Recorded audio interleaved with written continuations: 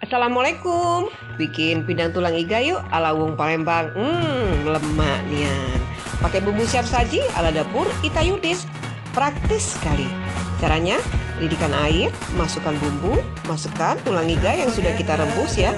Masak dengan api kecil kira-kira 10 menit. Nah, sebelum kita angkat, tambahkan irisan nanas, daun bawang, tomat, tambahkan kemangi dan taburi dengan cabai rawit utuh.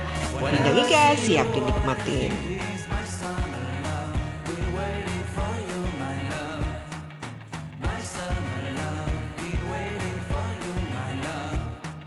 I can't forget the day we met. You look so fly in your red Corvette. Your hair, your look, your everything. When I see it all, I knew that you were mine. I'm in love with your hair, your lips, your silhouette in the moonlight shine. With my love, you won't ever be alone, my summer.